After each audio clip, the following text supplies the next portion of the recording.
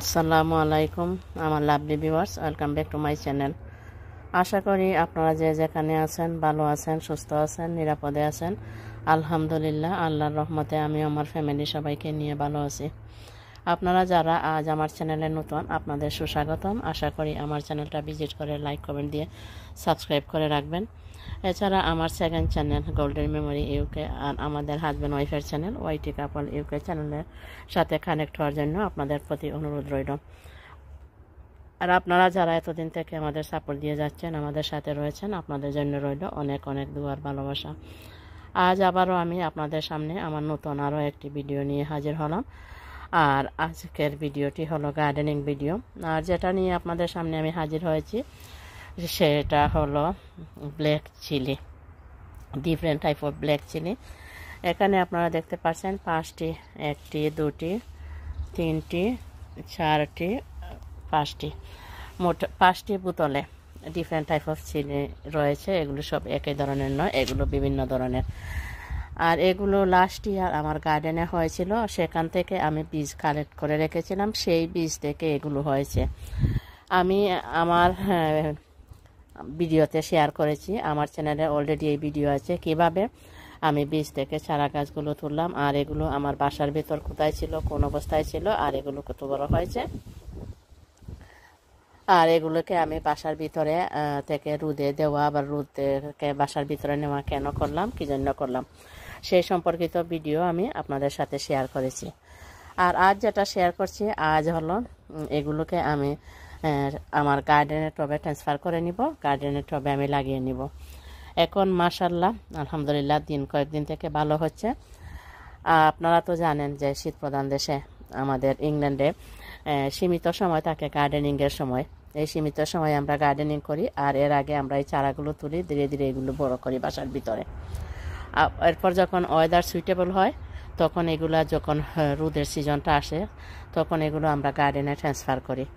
তো এখন ধীরে ধীরে সবার বাসার ভিতর থেকে গাছগুলো গার্ডেনে ট্রান্সফার করছেন। এখন আলহামদুলিল্লাহ ওয়েদার ভালো হচ্ছে কিছুদিন থেকে। আমিও আমার বাসার ভেতরে তোলা যে গাছগুলো অনেক কিছুই আমি গার্ডেনে অলরেডি ট্রান্সফার করেছি। আজ করব এই ব্ল্যাক চিলি। এখানে দেখুন লেখা রয়েছে স্মল ব্ল্যাক চিলি। এই চিলিটার সাইজ একেবারে ছোটো, আমাদের সিলেটি ভাষায় যেটাকে বলা হয় দানিয়া মরিচ, সেই সাইজ, আর খুবই খুবই জাল। আর এরপর যেটা দেখতে পাচ্ছেন, এটাকে এখানে লেখা রয়েছে এক্সট্রা ব্ল্যাক চিলি। এই চিলিটা এক্সট্রা ব্ল্যাক চিলি এই জন্য আমি বলছি যে এই চিলিটা শুধু ব্ল্যাক নয়, এটার যে গাছের যে ডাল পাতা সবই ব্ল্যাক হয়। অলরেডি এখানে ব্ল্যাক হওয়া শুরু হয়েছে, আপনারা নিশ্চয়ই দেখতে পাচ্ছেন। এখানে ডালগুলো কিন্তু ব্ল্যাক, এই পাতাগুলো দেখেন ব্ল্যাক হওয়া শুরু হচ্ছে। ধীরে ধীরে সবগুলো বলতে গেলে ব্ল্যাকই হয়ে যাবে। আর এরপর যেটা দেখতে পাচ্ছেন ব্ল্যাক চিলি, এটা এক ধরনের ব্ল্যাক চিলি, এটাও আমার গার্ডেনে হয়। আর সবগুলো ব্ল্যাক চিলি একই ধরনের নয়, ব্ল্যাক চিলির মধ্যেও কিন্তু হরেক রকমের ব্ল্যাক চিলি রয়েছে। তো এখানেও আমার হরেক রকমের ব্ল্যাক চিলি রয়েছে। কোনো কোনো চিলি রয়েছে যে নর্মাল যে চিলিগুলো গাছে যেভাবে আসে সেভাবেই ধরে, আর কোনোটা আছে উল্টাভাবে ধরে, যার জন্য অনেকে এটাকে উল্টা মরিচও বলে থাকেন। তো দুই ধরনের রয়েছে, এখানে রয়েছে আরও এক ধরনের ব্ল্যাক চিলি, এখানে রয়েছে আরও এক ধরনের ব্ল্যাক চিলি। তো আজ এগুলো আমি গার্ডেনে ট্রান্সফার করে নিচ্ছি। আর মাশাআল্লাহ আমার যে চারা গাছগুলো দেখুন এগুলো হেলদি রয়েছে। আমি বেশ আগেই এগুলো লাগিয়েছিলাম, আমার বাসায় বীজ থেকে এগুলো চারা উঠেছে, কিন্তু যতদিন এগুলোর বয়স তার তুলনায় এগুলো বড় হয়েছে কম।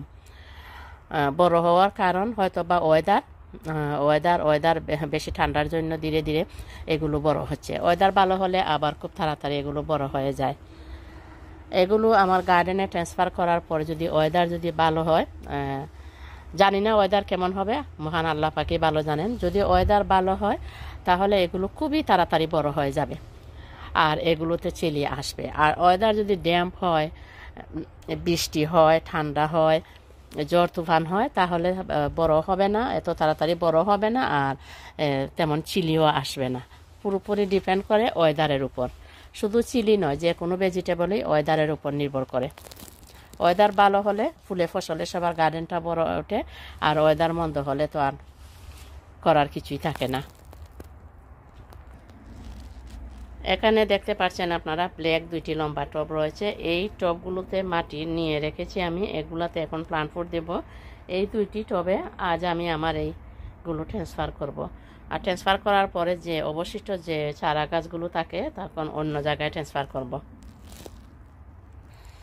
এবার দুইটি টবে আমি প্লান্ট ফুড মিশিয়ে নিচ্ছি। এখানে দিয়ে দিলাম চিকেন ম্যানুর, অর্গানিক চিকেন ম্যানুর, এই দুইটাতে দিয়ে দিলাম। এরপর ফিশ ব্লাড বোন, এটা তো ফিশ ব্লাড বোন। এরপর দিয়ে দিচ্ছি গ্রোমর প্লান্ট ফুড। এরপর দিয়ে দিচ্ছি চা পাতা, আমাদের বাসায় যে চা খাওয়া হয় সেই চা পাতার প্যাকেট খুব ভালো করে ধুয়ে, এটা থেকে যেহেতু আমার হাজব্যান্ড চিনি খান, ভালো করে ধুয়ে চিনির আর দুধের ইয়েটা পরিষ্কার করে তারপরে শুকিয়ে নিলাম। শুকিয়ে নেওয়ার পরে এগুলোর প্যাকেট ফেলে আমি এভাবে কাচের বয়ামে রেখেছি। এখানে দিয়ে দিচ্ছি 1 টেবিল চামচ, আর এখানেও দিয়ে দিচ্ছি 1 টেবিল চামচ। চা পাতা দিলে অন্য প্লান্ট ফুডের মতো এটাও হেল্প করে। আরও একটি কাজ করে চা পাতা, এই যে এখানে পানি শোষণ করে রাখে না, টবে যে আমরা পানি দিই সেই পানিগুলোকে ধরে রাখে। আর এরপরে যখন পানির প্রয়োজন হয়, গাছপালাগুলোর প্রয়োজন হয়, তখন এখান থেকে পানি পায়। আমি প্লান্ট ফুডগুলো ভালো করে এগুলোর সাথে মিশিয়ে নিয়েছি। আর আপনারা এখানে দেখতে পাচ্ছেন মাটিগুলো একেবারে জর্জরা। আর এখানে আমি যে এক্সট্রা ব্ল্যাক চিলি, এটা আগে আমি ট্রান্সফার করে নিচ্ছি।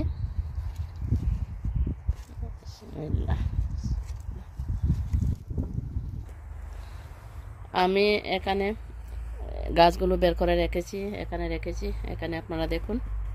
এখন এগুলো আমি লাগিয়ে নিচ্ছি। বিসমিল্লাহির রহমানির রহিম। এভাবে এক এক করে আমি সবগুলো এখানে লাগিয়ে নেব।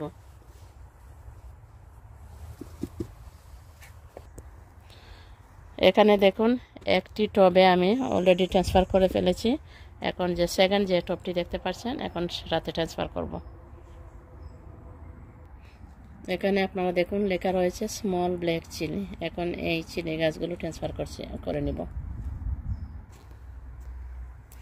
এখানে দেখুন আপনারা আমি চারা গাছগুলো বের করে এখানে রেখেছি, এগুলো এইখানে আমি লাগিয়ে নিব। আর এখানে আপনাদের আরও একটি জিনিস আমি দেখাচ্ছি, এত সাবধানে এত আলতোভাবে এগুলো আমি বোতল থেকে বের করেছি। এরপরে দেখুন আমার দুইটি, মনটা খারাপ হয়ে গিয়েছে, দুইটি একেবারে তাজা হেলদি দুইটি প্লান্ট শেকড়টা নষ্ট হয়ে গিয়েছে। খুবই সাবধানে এই কাজটা করতে হয়, না হলে এভাবে নষ্ট হয়ে যায়। আমি দুইটি টবে লাগিয়ে নিয়েছি। এবার আমি আবার নতুন করে এখানে মাটি দিয়ে দিচ্ছি। মাটি দিয়ে হাত দিয়ে চাপ দিয়ে মাটিগুলো এখানে আমি বসিয়ে নেব। এখানে আপনারা দেখতে পাচ্ছেন দুইটি টব রয়েছে। আগে ব্ল্যাক টবে যে পদ্ধতিতে আমি প্লান্ট ফুড মিশিয়েছি, যেভাবে আমি যে চারাগুলো ট্রান্সফার করেছি, একই পদ্ধতিতে এখানে আমি করে নিব। এখানে দুইটি টবে আমি আমার ডিফারেন্ট টাইপ অফ ব্ল্যাক চিলির চারা গাছগুলো লাগিয়ে নিয়েছি। আর অনেকগুলো লাগাতে গিয়ে বোতল থেকে বের করতে গিয়ে অনেকগুলো ড্যামেজ হয়ে গিয়েছে, করার কিছু ছিল না। আর আমি একটু ঘন ঘন করে লাগিয়েছি ইচ্ছা করে। ঘন করে লাগানোর একটি কারণ যে আমি অনেক ধরনের লাগাবো, আমার গার্ডেনে অনেক ধরনের চিলি প্লান্ট লাগাবো, সেই জন্য একটা কারণ। আর একটা কারণ হচ্ছে কারণ সবগুলো তো বেঁচে থাকবে না, যদি এর মধ্যে কিছু যদি মরে যায় তাহলে কিছু অংশ জায়গা বের হবে, ফাঁক হয়ে যাবে, সেই জন্য বেশি করে লাগালাম। অনেক সময় দেখা যায় চারা গাছগুলো গার্ডেনে ট্রান্সফার করার পরে যদি হঠাৎ করে খুব বেশি রোদ দিয়ে দেয় তাহলে গাছগুলো মরে যায়, অনেক গাছগুলো মরে যায়। আবার যদি হঠাৎ করে আবার খুব ঠান্ডা শুরু হয়ে যায় তাহলে গাছগুলো মরে যায়, যার জন্য এক্সট্রা কিছু লাগাতে হয়। সবগুলো লাগানো শেষ, আমি হাত দিয়ে মাটিও চাপ দিয়ে গাছের গোড়ায় ভালো করে বসিয়ে নিয়েছি। এখন যে কাজটা করব, পানি দিয়ে দিব। আর পানি দেওয়া হলে পানি দিয়ে দিচ্ছি।